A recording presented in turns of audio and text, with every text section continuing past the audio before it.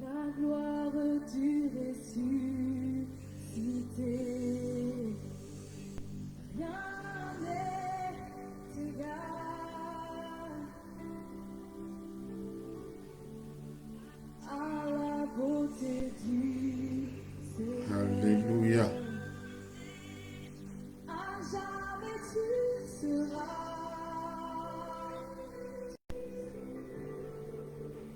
l'agneau sur le trône.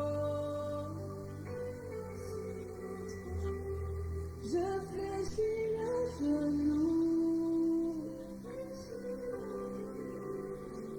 pour t'adorer toi seul. Je veux chanter la gloire du ressuscité. La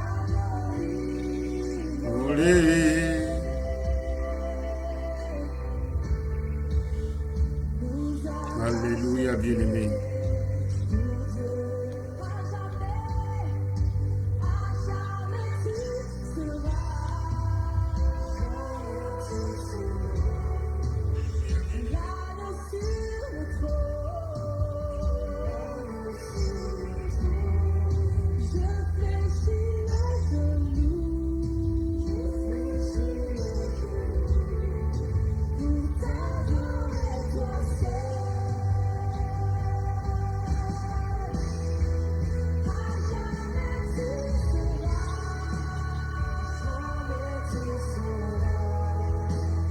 L'agneau sur le trône.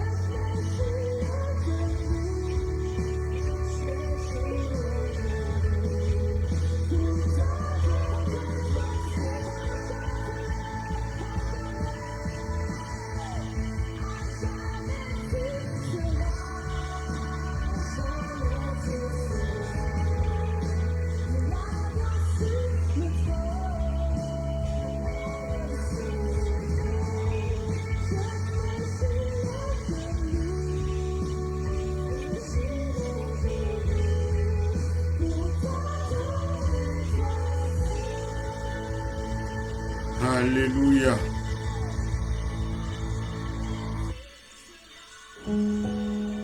Erleben Sie japanische Handwerkskünste.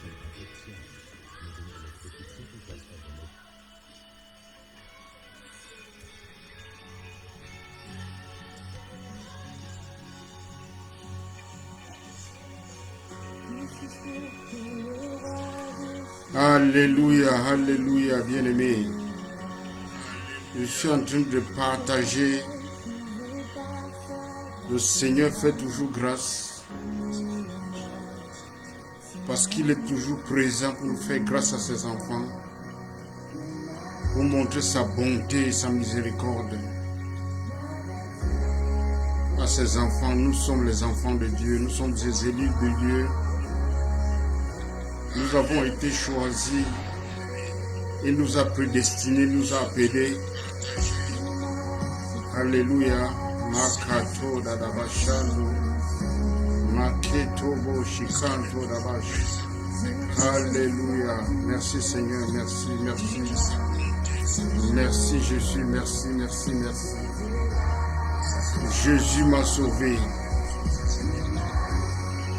Vous êtes bénis, bien-aimés, que le Seigneur vous bénisse abondamment.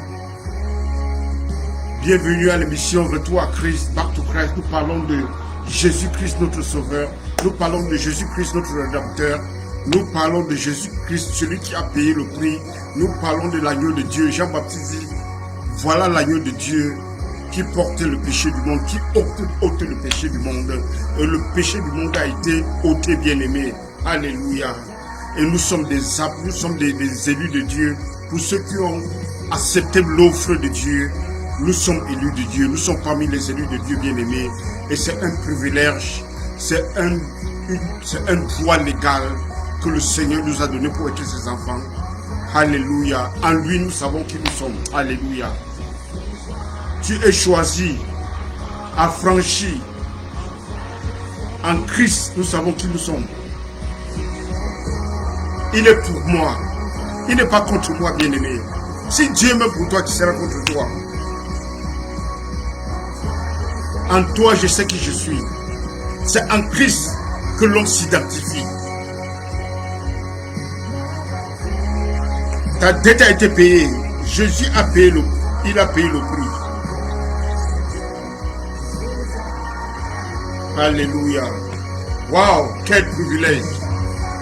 Pour ceux qui l'ont accepté, il leur a donné l'autorité légale d'être enfants de Dieu. Nous ne sommes pas nés de la volonté de l'homme, bien-aimé. Tu es une nouvelle créature qui n'a jamais existé. Tu es né d'en haut. Pas de la volonté de l'homme, ni de la chair, ni du sang. Mais bien-aimé, vous êtes né d'en haut. Et c'est ça qui vous donne l'autorité légale d'être enfant de Dieu. Et c'est Dieu qui vous a adopté.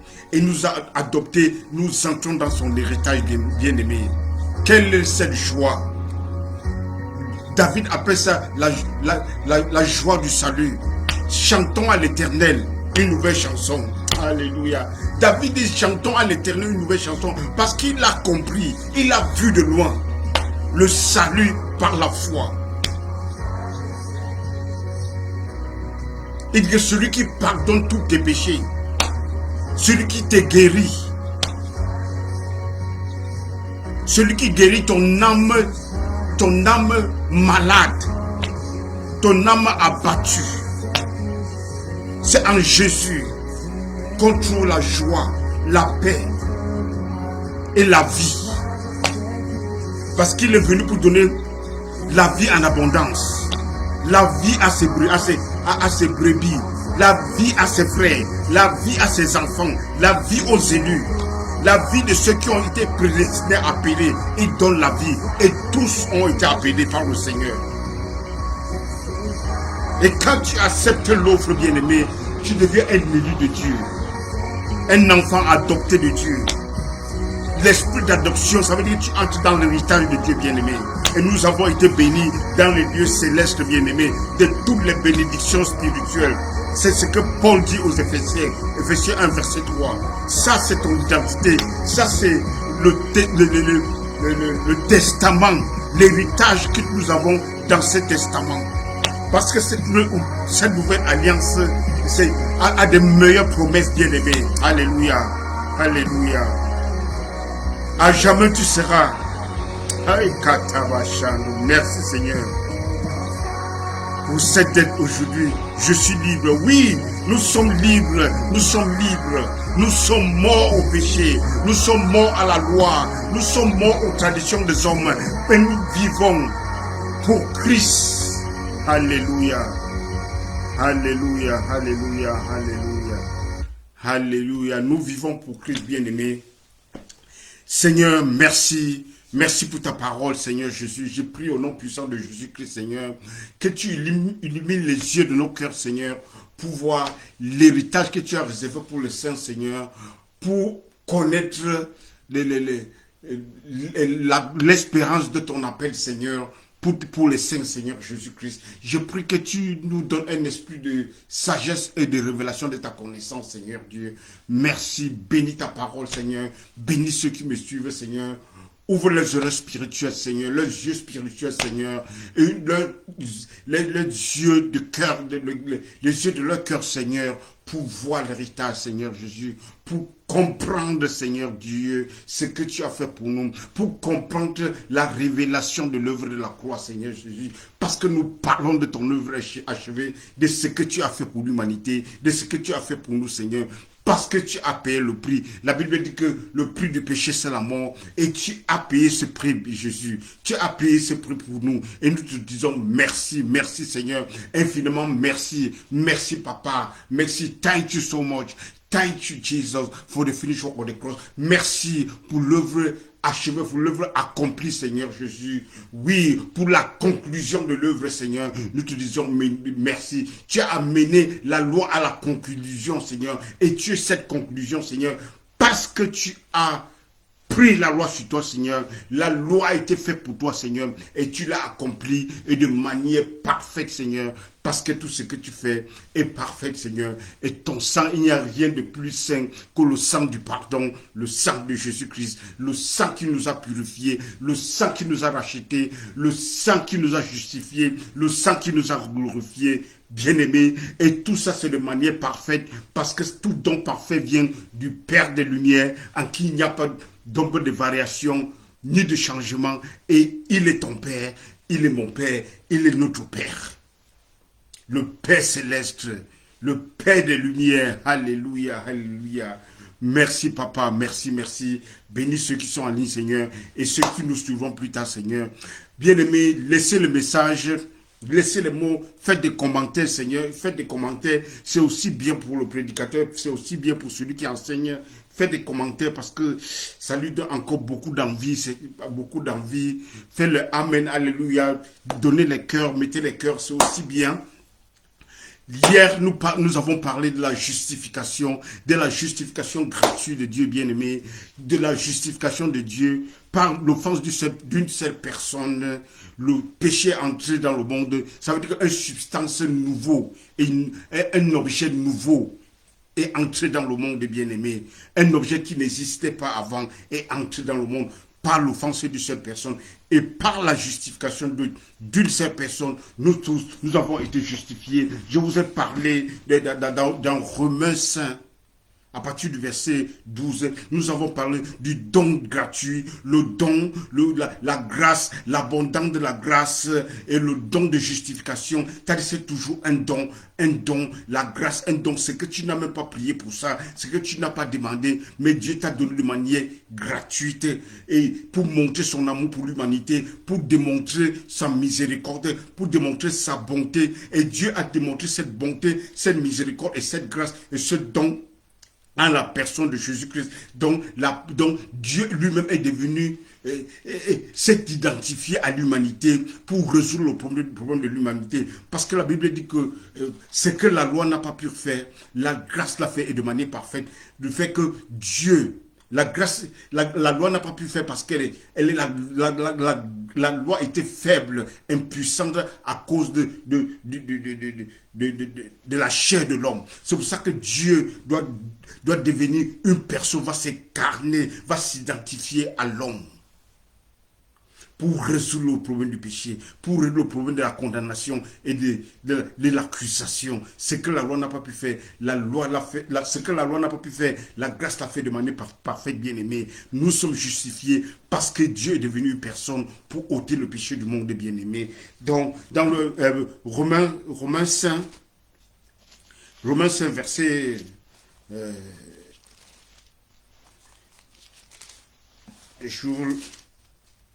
Romains 5, alléluia, verset 17, je reprends un peu, je lis et puis nous allons continuer. Romains 5, verset 17. Si par l'offense d'un seul, la mort a régné par lui seul, à plus forte raison ceux qui reçoivent l'abondance de la grâce. L'abondance, c'est-à-dire que l'auteur écrit l'abondance de la grâce. Pas seulement la grâce, mais l'abondance pour décrire comment cette grâce est précieuse, bien-aimé. Quand il parle de l'abondance de la grâce, c'est seulement pour décrire l'excellence de cette grâce, pour écrire la perfection de cette grâce, pour décrire l'excellence de cette grâce, pour décrire combien de fois cette grâce est tellement puissante. Parce que la grâce, c'est la puissance de l'évangile. Si par l'offense d'un seul, la mort a régné par lui seul, à plus forte raison, ceux qui reçoivent l'abondance de la grâce et du don de la justice. Alléluia. Et du don de la justice. L'abondance de la grâce, c'est-à-dire le don de la justice. Le et, c'est ce qu'on appelle en grec kai. The kai of interpretation. Le règle kai pour interpréter la parole du Seigneur, la parole de la Bible. Ça veut dire de l'abondance de la grâce, et c'est-à-dire du don de la justice. Régneront-ils dans la vie par Jésus-Christ lui seul. Donc nous régnons par une personne, par la personne de Jésus, celui qui nous a donné la justice, celui qui nous a donné sa justice. Parce que 1 Corinthiens, chapitre 1, verset 30, la Bible dit très clairement, l'apôtre Paul dit que Dieu a fait de Jésus-Christ ta justice, notre justice. Il a fait de Jésus-Christ notre rédemption. Il a fait de Jésus-Christ notre sagesse. Il a fait de Jésus-Christ notre glorification, bien-aimée. Donc tout est en Christ, bien-aimé. Donc nous avons reçu l'abondance de la grâce, c'est-à-dire le don de la justification, le don de justice de Dieu. La justice que l'homme ne peut pas acquérir par ses propres moyens, par sa propre force. Est-ce que ce n'est pas une bonne nouvelle, bien-aimé? C'est une nouvelle. C'est pour dire, nous disons Alléluia et Amen. Ce que la loi n'a pas pu faire, la grâce l'a fait de manière parfaite. Parce que la grâce, c'est l'excellence. La grâce, c'est la perfection. Et tu es dans la perfection, tu es dans la grâce. Le message du salut, c'est un message de la grâce. Et c'est cette grâce, la Bible dit que la grâce, dans Tite 2, verset 11, la grâce, source du salut, a été manifestée. Parlant de la personne de Jésus-Christ, ça veut dire que la grâce, c'est la personne de Jésus-Christ. C'est ce qu'un chrétien doit connaître, que la grâce, c'est une personne. Et c'est cette personne qui vit en toi. Et au verset 12, c'est cette personne qui t'apprend à vivre la vie divine.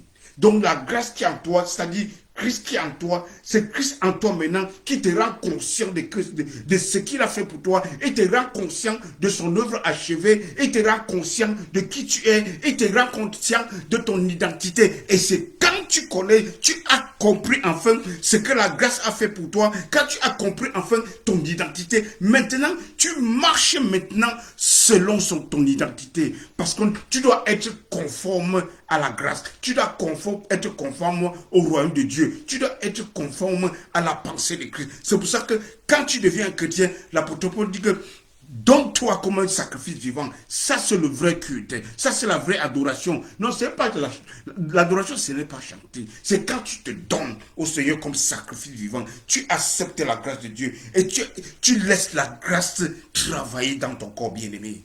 Alléluia. Et tu laisses ta pensée se renouveler. Parce que le chrétien aujourd'hui, nous avons un problème de pensée. On nous a tellement parlé des démons, on nous a tellement parlé de Satan. Tu vas à l'église, dans une heure de temps, 90%, on te parle seulement des démons et de Satan. On te parle des démons de Satan et de tes ennemis. Tu sors du culte, tu rentres, tu as plus peur que tu es entré.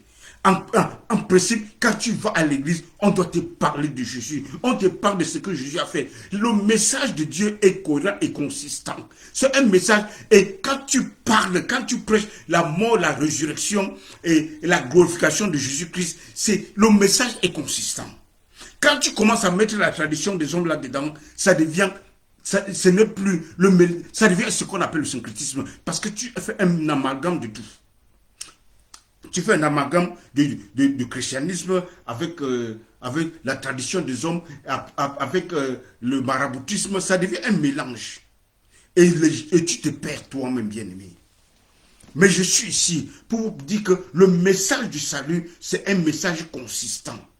Donc la mort, l'ensevelissement, la résurrection, c'est le message à prêcher. Parce que sans la résurrection, notre foi est vaine. Donc la foi est basée sur la résurrection de Jésus-Christ. Donc le christianisme est basé sur la résurrection de Jésus-Christ. Et le message doit être consistant. C'est pour ça que Paul dit à Timothée que ce message qui t'est donné, garde ce dépôt et cherchez des gens qui veulent être des gens comme toi. Et tu leur donnes ce message et qui partent enseigner encore ce message. Quel est ce message? La parole de la grâce. Quel est ce message? Ce que Jésus a accompli sur la croix de Golgotha. La mort, sa mort, son ensevelissement et sa résurrection. Ça, c'est le message à enseigner. C'est-à-dire le salut de l'homme, la rémission des péchés. La repentance, la rémission des péchés. Qu'est-ce que la rémission des péchés? C'est ce qu'on appelle délivrance. La délivrance, c'est la rémission des péchés, le pardon des péchés. Et je vous ai dit, la délivrance, ce n'est pas tomber par terre et crier, non, non, et rouler au sol. C'est pas ça la délivrance. Ça, c'est de chasser les démons. Et on peut chasser les démons à quelqu'un, la personne n'est pas délivrée. Parce que la personne n'a pas reçu le pardon des péchés. La personne n'a pas reçu, je suis comme Seigneur et Sauveur bien-aimé. Donc nous parlons de la justice.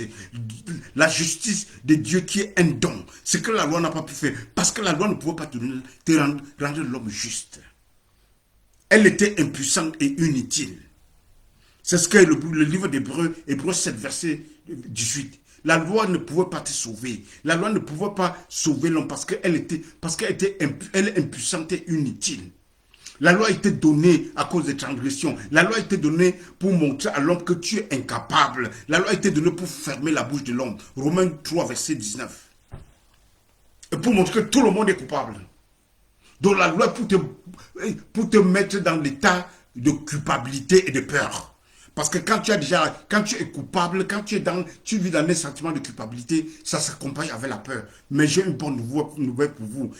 La Bible dit que le sang de Jésus purifie ta conscience. C'est-à-dire ça te rend juste de te présenter devant le Père des Lumières, le Père qui donne sans reproche, le Père qui aime ses enfants.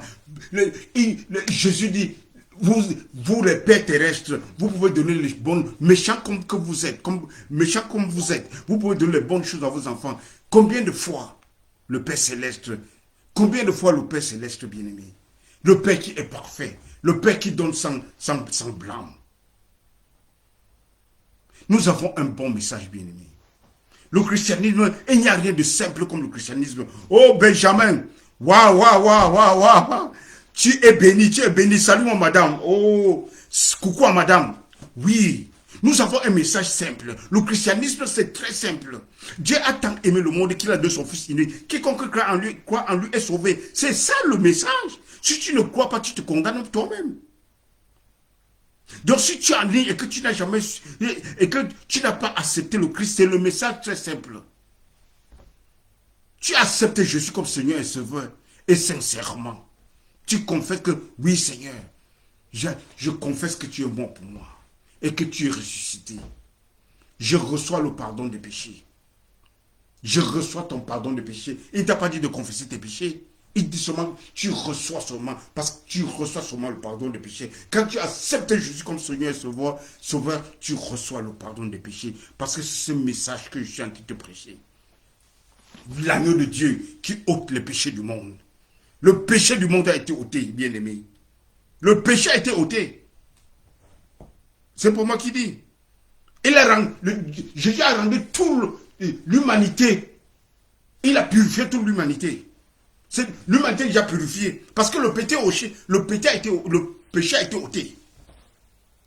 Mais il te faut, pour que tu entres dans ce royaume, pour que tu bénéficies de ce cadeau, de ce don de grâce, de ce don gratuit de grâce et ce don de justification, il faut que tu l'acceptes parce que c'est un cadeau que Dieu a donné. Le monde de toute l'humanité, même ceux qui seront nés demain, ceux qui seront nés après 1000 ans, si Jésus n'est pas encore arrivé, ils sont déjà purifiés et justifiés. Mais il faut confesser tout simplement. Il faut seulement accepter. Parce que le péché du monde a été ôté. Ôté par qui? Par l'agneau de Dieu. Quel est cet agneau de Dieu?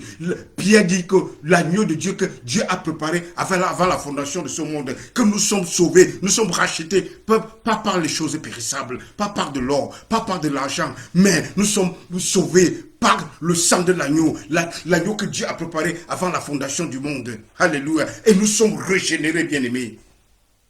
Alléluia. Et tu es régénéré par le sang de Christ. La régénération. Et quand tu es régénéré, tu deviens une nouvelle créature. Une créature qui n'a jamais existé, bien aimé. Nous avons une bonne nouvelle. Paul dit que non, que le message est simple. Ne compliquez pas ce message. Comme je vous ai donné ce message, c'est comme ça, c'est un message de grâce. Paul appelle ça la parole de la grâce. Ne compliquez pas, ne cherchez pas à compliquer. Et comme c'est écrit là, c'est comme ça que cela est. Dieu a tant aimé le monde, il a donné son Fils unique. Quiconque croit en lui, il est sauvé. Dans l'évangile, Jésus est le Fils unique. Mais après sa résurrection, il est le premier-né d'une famille. Il t'a dit que la famille, c'est l'église. Il est le premier-né. Et nous sommes ses petits frères. La Bible dit qu'il n'a pas honte de nous appeler les frères. Les sœurs, il n'a pas honte. La Bible dit qu'il est devenu, il s'est fait chair pour nous donner sa gloire. Et nous, dans Hébreux 2, verset 10. Après être élevé à la perfection, la croix c'est l'élévation à la perfection. Parce que c'est là où la perfection découle. Et il nous a donné sa gloire. Il n'a pas honte de nous appeler ses frères. Nous sommes les frères de Jésus-Christ bien-aimé. Nous sommes ses frères. Alléluia. Alléluia. Nous sommes les frères de Jésus bien-aimé. La justification est gratuite par le sang de Christ. Racheter une rédemption éternelle. La rédemption, elle est éternelle. Il est entré une fois pour toutes. Pour nous offrir une rédemption éternelle. Bien-aimé. Laisse-moi continuer. Verset 19, Romains 5, verset 19, ça c'est très fort. Quand il dit c'est très fort, ça veut dire que c'est très bon. Et c'est très puissant. Parce que la grâce c'est la puissance de l'évangile. Et quand tu comprends comme ça, il y a une grâce, la grâce est en train de se manifester. Et cette grâce qui est cette puissance, tu comprends cette parole de grâce, il y a une puissance qui se manifeste en toi, bien-aimé. Il y a un changement. Parce que c'est un changement, le changement commence dans ta mentalité, dans your mind. Repentance, la repentance, ça veut dire changement de pensée, la manière de penser. Nous ne pensons plus les démons, bien-aimés. Nous ne pensons plus les ennemis. Les pentecôtistes, ils voient les ennemis partout. Ils voient partout les ennemis. Et partout les démons. Et ils ne voient Jésus nulle part. Ils ne voient Jésus nulle part. Mais des démons, on les voit partout.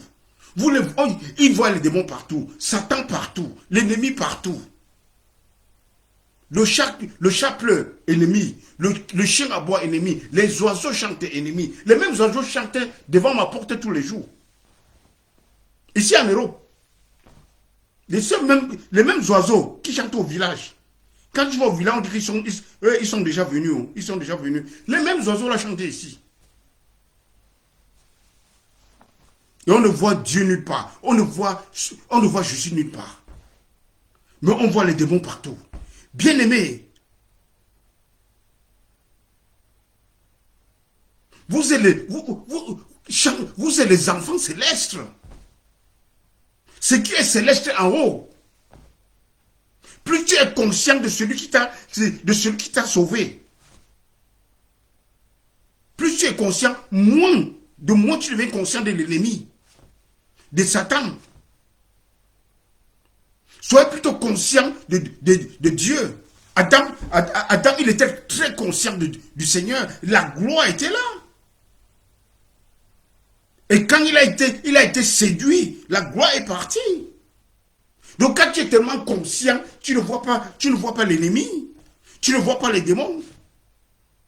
Le combat, c'est ici.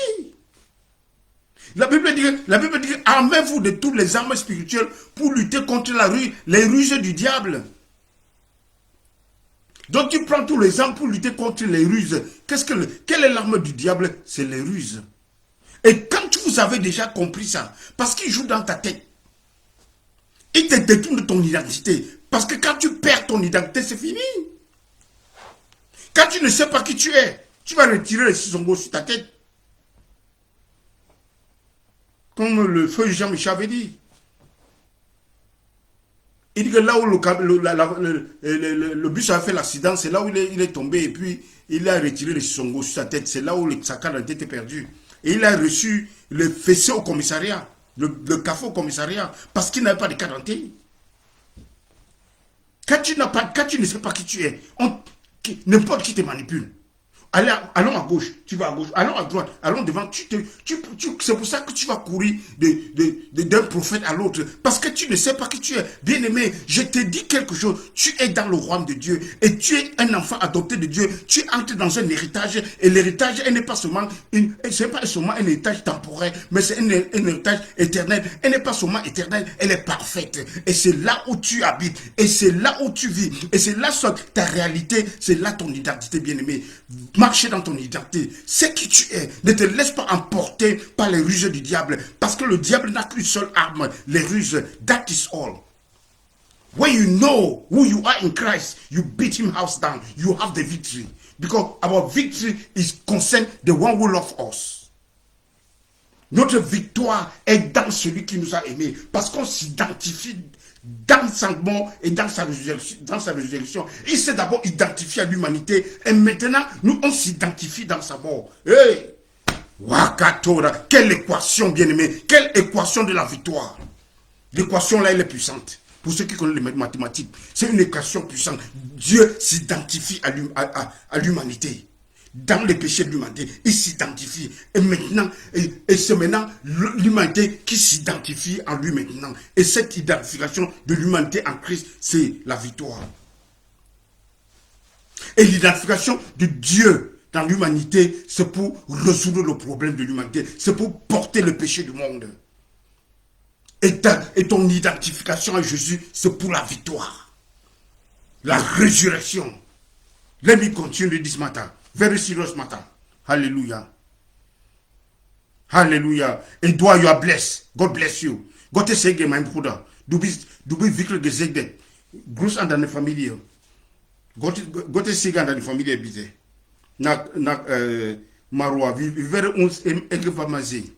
Wir werden uns sehen, Mann. Bruder. Lass uns beten dafür. Halleluja. Je continue. Verset 19. Car comme la désobéissance d'un seul homme, beaucoup ont été rendus pécheurs. Par la désobéissance, par la désobéissance d'une seule personne. De même, par l'obéissance d'un seul, beaucoup seront rendus justes. L'obéissance d'une seule personne. Mais les légalistes, hey, c'est facile d'accepter que par la désobéissance, tous sont devenus pécheurs.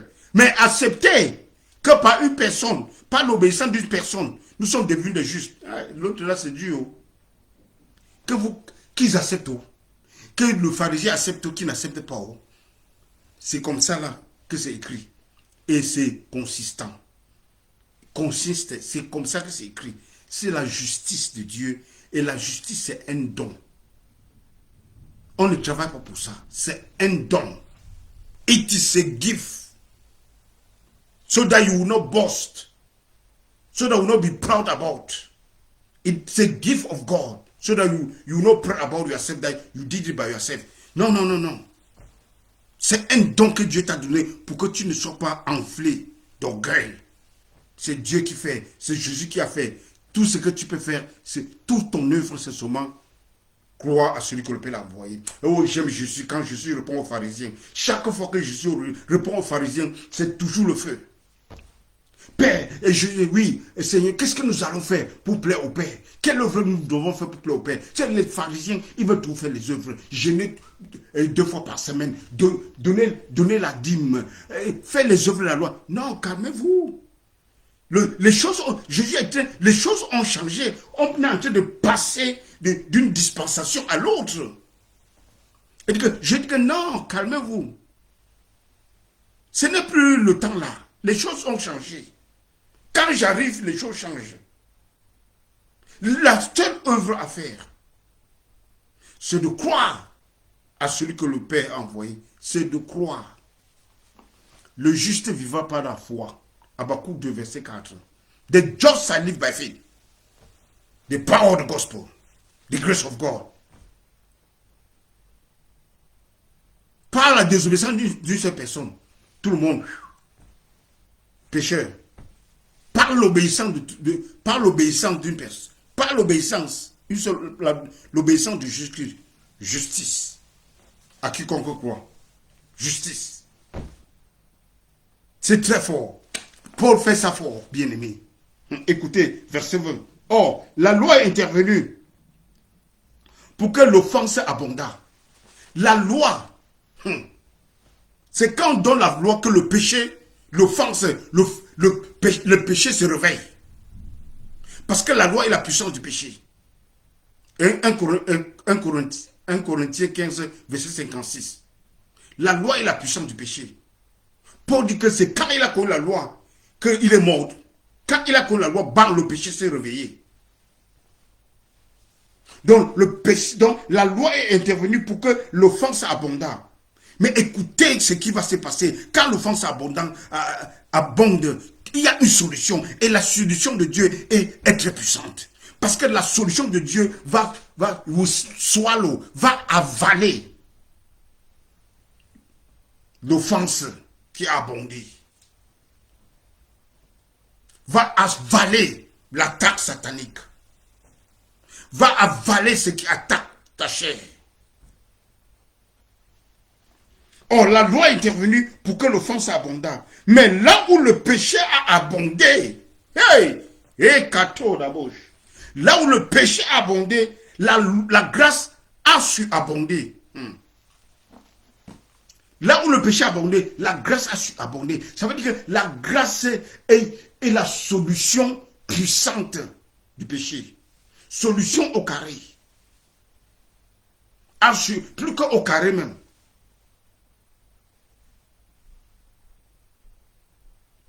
Exponentielle.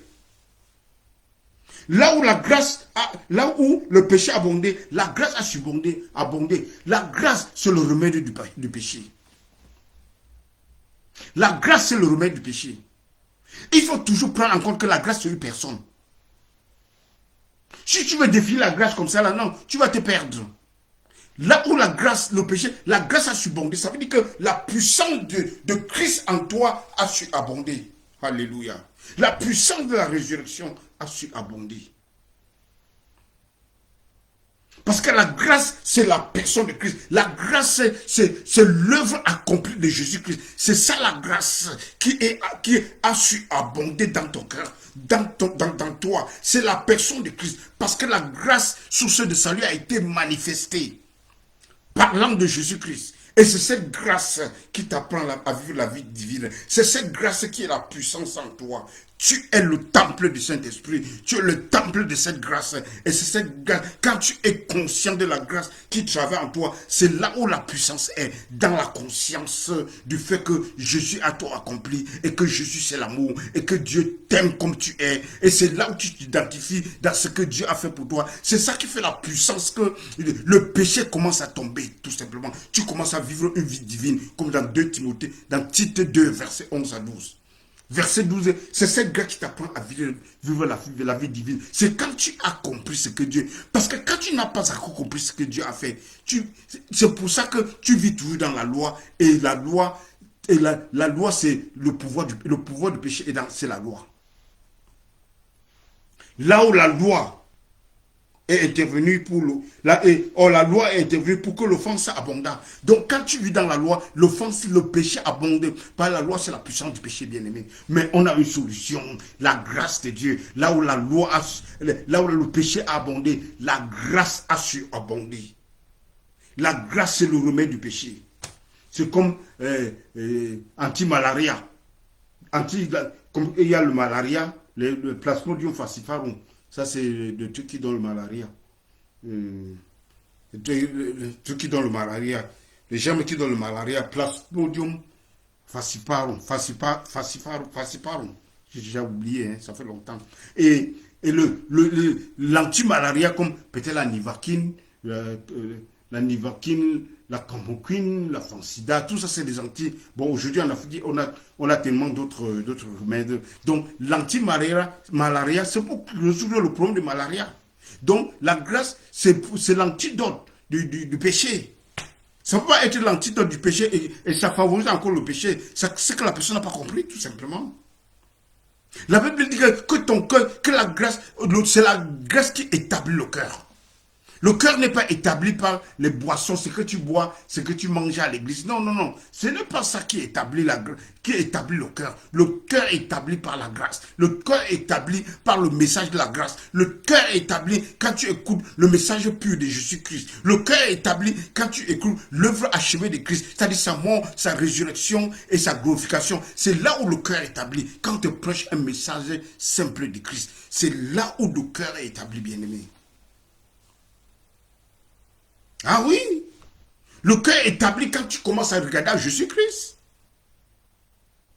Quand tes yeux sont fixés à Jésus, c'est là où le cœur est établi. Mais la Bible dit, écoutez bien, la Bible dit que jusqu'à présent, quand ils lisent Moïse, il y a le voile qui tombe sur leur cœur. Parce que dans le Moïse, c'est là où il y a les rituels, il y a les cérémonies, ce qu'on doit manger, ce qu'on doit boire, ce qu'on doit faire la honte, les cérémonies de purification, tout ça. Si tu trouves dans Moïse, mais quand tes yeux sont là-dedans, quand tes yeux sont fixés sur ça, Christ disparaît. Mais quand le cœur se tourne à Christ, qu'est-ce qui veut dire le cœur se tourne à Christ? Ça veut dire que tu ne fais que confiance à Christ. Ça veut dire que maintenant c'est l'œuvre achevée de Jésus-Christ, dans la grâce de Dieu. C'est là où le cœur est établi. C'est là où le cœur est établi. C'est là où le cœur est restauré. C'est là où le cœur est bâti sur le rocher qui est Christ. Alléluia. Alléluia. Afin que, comme le péché a régné par la mort, ainsi la grâce règne pour la justice, règne par la justice pour la vie éternelle. Par Jésus-Christ. Afin que, comme le péché a régné par la mort, ainsi la grâce régnant par la justice pour la vie éternelle. Le péché, la mort. La grâce, la vie. Et la grâce, la vie. Le péché, la mort. Là où le péché a abondé, la grâce abonde pour résoudre le problème. Le péché, la mort. La grâce, la justice pour la vie éternelle. Deux choses totalement différentes et opposées. La grâce, ce n'est pas pour pécher. La grâce, c'est pour résoudre le problème du péché. Chapitre 6. Que dirons-nous donc? Demeurions-nous dans le péché afin que la grâce abonde? C'est une question rhétorique. C'est un style qu'Apostole Paul utilise beaucoup. Il pose des questions pour répondre après. Loin de là. Impossible. Loin de là, ça veut dire impossible. Demeurons-nous dans le péché afin que la grâce abonde. C'est loin de là, ça veut dire que c'est impossible. Nous qui sommes morts au péché, comment vivrons-nous encore dans le péché? Nous qui sommes morts au péché, comment devons-nous vivre encore pour le péché? Tu as une nouvelle nature, bien-aimé. Ta nature n'est pas la nature du péché. Et au verset 3, maintenant, il explique maintenant au verset 3. Pourquoi nous sommes morts au péché? Ignorez-vous que nous tous qui avons été baptisés en Christ, c'est en sa mort que nous avons été ensevelis, que nous avons été baptisés, dont le baptême en Christ, c'est le baptême de sa mort. Ce n'est pas le baptême d'eau ici, là. Et on prend ça pour expliquer le baptême d'eau. Non! Parce que Paul va expliquer encore beaucoup plus. Ignorez-vous que nous tous qui avons été baptisés en Jésus-Christ, c'est en sa mort que nous avons été baptisés.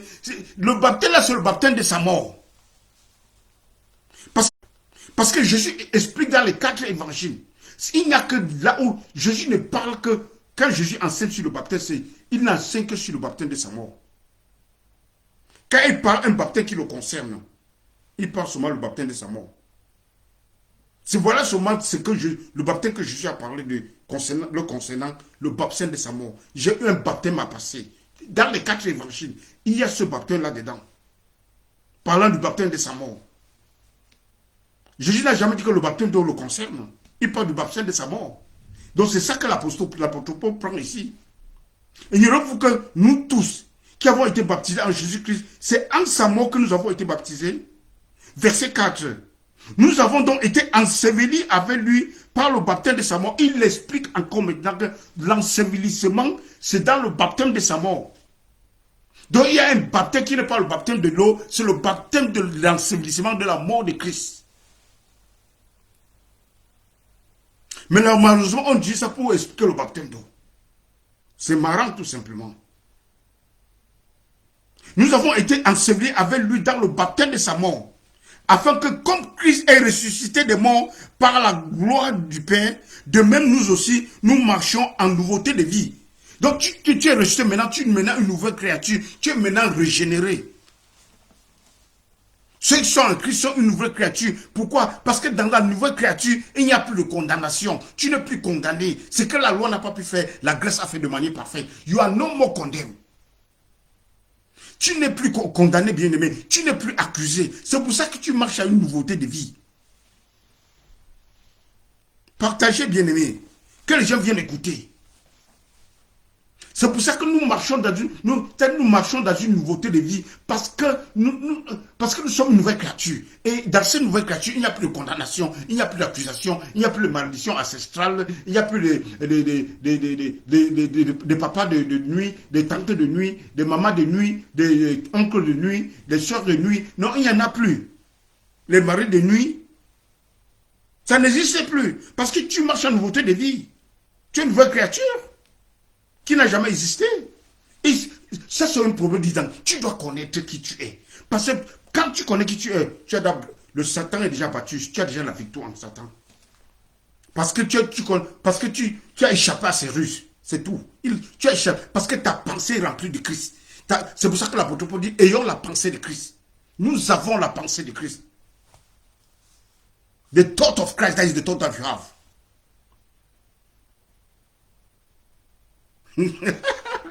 Et dit, comment pouvoir être bon au péché, en même temps péché. Mais c'est ça. Donc tu es mort au péché. C'est avec Christ que tu es mort. C'est-à-dire que l'apôtre Paul dit que c'est l'identification de sa mort. Et tu es mort au péché. Et quand tu reçois mettre en nouveauté de vie. Donc il pose la question, il répond.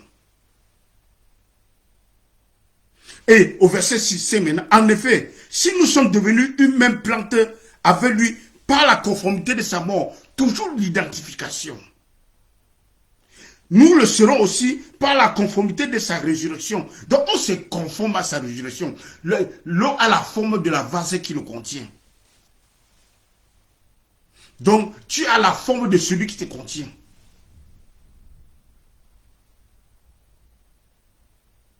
Donc nous sommes conformes à Christ. Conformes dans son ensevelissement, conformes dans sa résurrection. Ça c'est l'identification. C'est Paul, il est en train d'expliquer, il est en train d'utiliser beaucoup de manières pour expliquer cette identité. Car celui qui est mort est libre du péché. Libre du péché. C'est pas moi qui dis. C'est ta nature. Tu n'as plus la nature du péché. Ça, c'est ta nouvelle nature, bien-aimée. Et accepte comme ça, là. Parce que tu as la justice de Dieu. Et tout ça parce que Dieu voit en toi sa justice. Mais la religion voit en toi le péché. Mais Dieu voit en toi sa justice.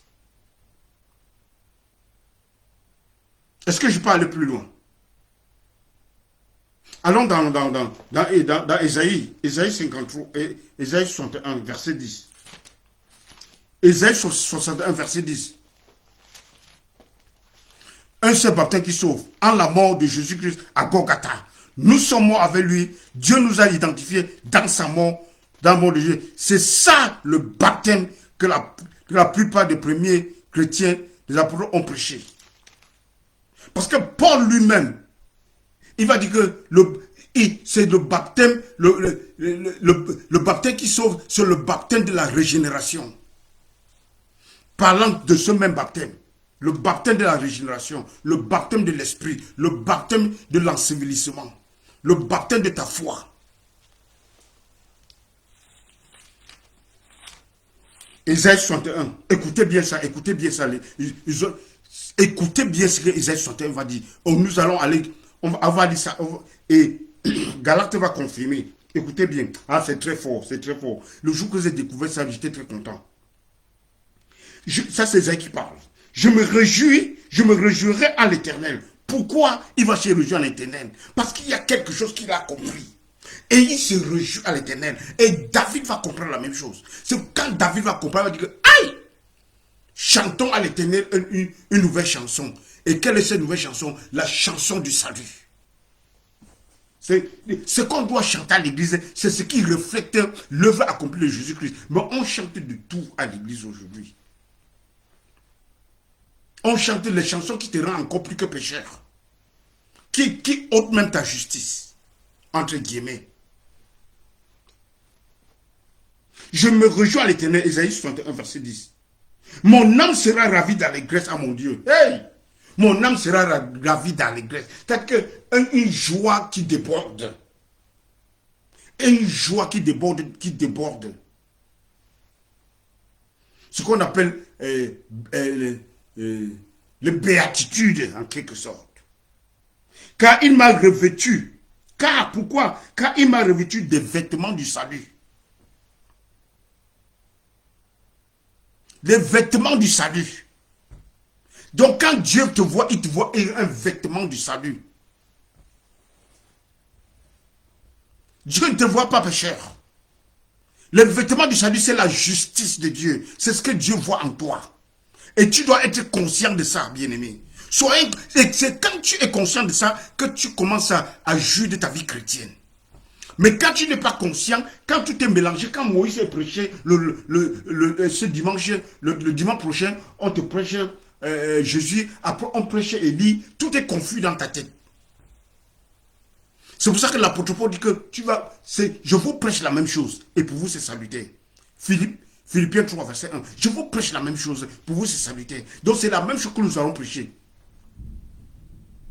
Et parce que c'est le message du salut. Et c'est ça qui délivre. C'est ça c'est le APS. Ça c'est le programme, le EPS, oui, qui delete, c'est-à-dire qui efface ce qui avait été programmé dans ta tête. Pour que tu commences à marcher marcher dans ta liberté de chrétien, dans ta liberté de la grâce. Et que tu commences à marcher comme quelqu'un qui est un enfant du royaume. Parce que je vous ai dit que je vous ai toujours pris cet exemple.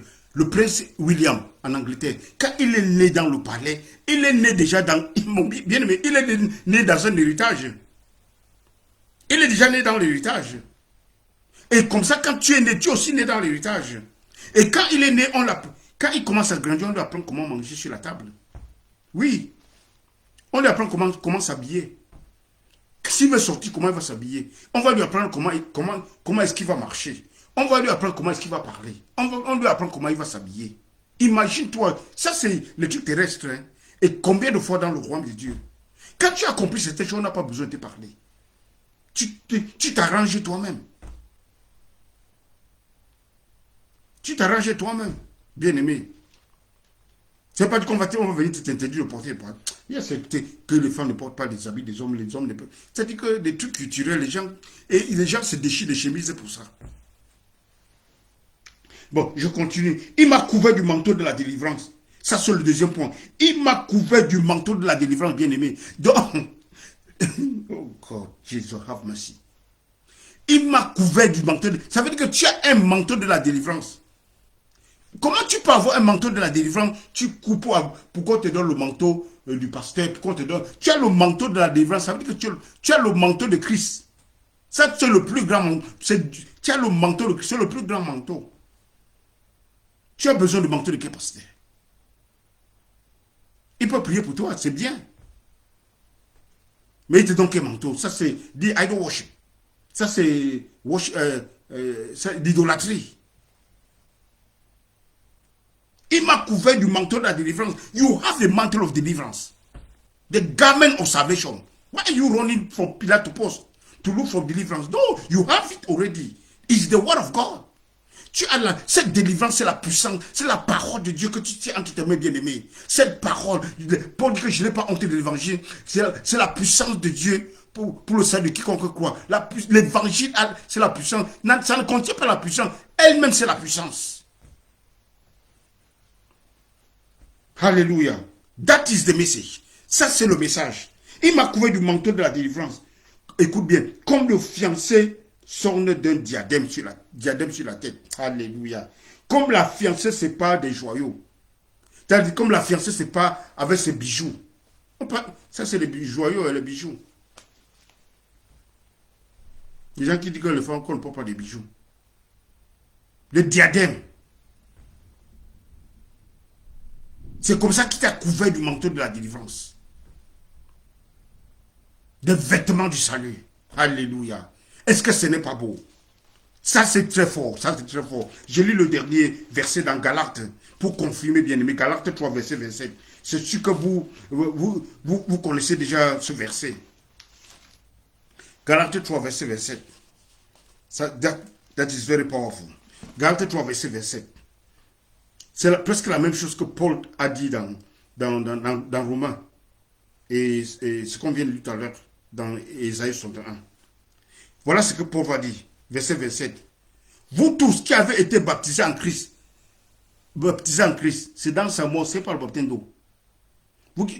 On a d'abord lu ça. Vous tous qui avez été baptisés en Christ, vous avez revêtu Christ. Vous avez revêtu Christ. C'est-à-dire que vous qui avez été baptisés, ça confirme ce que Esaïe a dit. Il m'a revêtu du manteau de la délivrance. Il m'a revêtu des vêtements du salut. Vous qui avez été baptisés en Christ, dans sa mort, sa résurrection, vous avez revêtu Christ. Alléluia. On voit l'eau partout. La Bible dit qu'ils ont été baptisés dans Moïse. Et il y avait l'eau là-dedans. Ils ont été baptisés dans Moïse. Il n'y avait pas l'eau dedans. Quand on entend le baptême, il voit toujours l'eau. Toujours l'eau. Et les gens sont prêts à déchirer leurs chemises pour Bakari. La Bible dit qu'ils ont été baptisés à Moïse. Est-ce qu'il y avait l'eau là-dedans? Il n'y a pas l'eau là-dedans. Donc vous avez revêtu le vêtement du salut. Alléluia. Ça c'est un bon alléluia. Donc bien aimé, vous avez revêtu Christ. Donc quand Dieu te regarde, Dieu voit que tu as revêtu. C'est Christ que Dieu voit. Soyons conscients. Pourquoi on ne peut pas accepter ça? Ça c'est l'offre de Dieu. Ça c'est ce qu'on appelle la grâce. C'est justement pour ça que c'est la grâce. C'est justement pour ça que c'est l'amour de Dieu. Qui me séparera, qui va nous séparer de l'amour de Dieu? Ce n'est pas ton amour, c'est l'amour de Dieu. C'est cet amour-là qui t'enveloppe. Et cet amour-là, c'est Christ. Ce vêtement, c'est Christ. Ce manteau, c'est Christ, c'est Christ. C'est ce qu'on sait. C'est ce qu'il faut enseigner. Les trucs qu'on appelle les services de délivrance, les cultes de délivrance. En principe, c'est ce que cultes de délivrance, tu enseignes les gens des choses pareilles. Ils se délivrent eux-mêmes. Seulement le message. Ça purifie leur conscience, ça purifie leur pensée. Parce que la Bible dit que our weapon, nos armes ne sont pas charnelles, elles sont spirituelles. Ça c'est 2 Corinthiens 10, à partir du verset 4. Nos armes ne sont pas spirituelles, ne sont pas charnelles, mais elles sont spirituelles. Pour déstabiliser, pour détruire, pour démanteler, pour fracasser, pour expulser toute forteresse. Démanteler toute forteresse. Et quelles sont ces forteresses? Les pensées qui s'élèvent contre la pensée de l'œuvre achevée de Jésus-Christ. Les pensées qui s'élèvent contre Christ. Les pensées qui s'élèvent contre la grâce de Jésus-Christ. C'est ça, ces forteresses qu'il faut démanteler. Et tu démantèles ces forteresses avec l'évangile pur de Jésus-Christ. Avec la grâce, la parole de grâce. Alléluia. La parole de grâce, bien-aimés. Nous avons la parole de grâce. Et c'est cette parole que vous écoutez. Et c'est cette parole que nous avons. Et cette parole que nous allons prêcher. Nous allons continuer. C'est un combat que le Seigneur a mis dans nos cœurs, que nous devons continuer à prêcher. Ce n'est pas les gens qui viendront prêcher. Ce n'est pas les gens qui viendront réformer les choses. C'est difficile. Tu vois les ennemis partout, c'est clair. Parce que quand tu commences à prêcher Christ, c'est un scandale. Si ton Christ, ce que tu prêches n'a pas encore suscité de scandale, c'est que ce n'est pas Christ que tu prêches. Ah oui. Alléluia, bien-aimé. Nous avons, c'est des morceaux durs à croquer, mais nous allons rester là-dedans, continuer à prêcher ce message pour que les gens soient conscientisés, que les gens sachent ce que Christ a fait pour eux. Parce que ce que la loi n'a pas pu faire, ce que la loi n'a pas pu faire, la grâce l'a fait de manière parfaite, bien-aimé. Et cette grâce a démoli, et la puissance de cette grâce démolit tout simplement les pensées, les forteresses qui se lèvent contre la pensée de Christ bien-aimé. Bien-aimé, vous êtes bénis. Ça m'a fait plaisir de vous avoir en ligne. Seigneur, je prie au nom puissant de Jésus-Christ. Pour ceux qui m'écoutent, Seigneur, je prie pour Benjamin, pour Eddie, pour Marcel, Seigneur Jésus, que tu bénisses tes enfants, Seigneur, tes ouvriers du combat, Seigneur Jésus, dans ce combat acharné, Seigneur, dans ce combat de la vérité, Seigneur Jésus, que tu nous aides, Seigneur, pour prêcher cette vérité. Oui, Seigneur Jésus, nous savons que ce n'est pas facile, mais Seigneur, tu nous soutiens, et tu établis notre cœur par ta parole de grâce, Seigneur Jésus.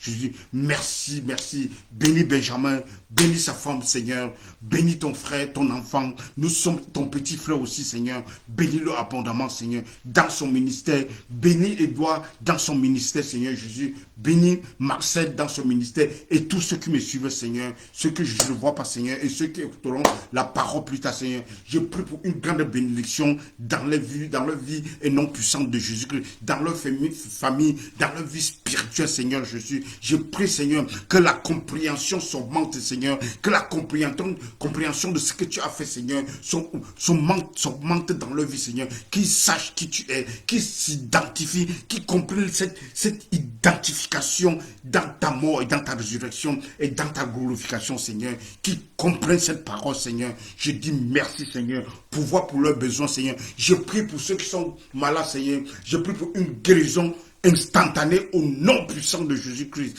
Une guérison instantanée par la parole puissante de Christ au nom puissant de Jésus-Christ. Merci, merci. Bien-aimé, God bless you. God bless you. You are the children of God. You have been adopted by God. You have the spirit of sonship. God bless you. God guides you. Enter the inheritance of God.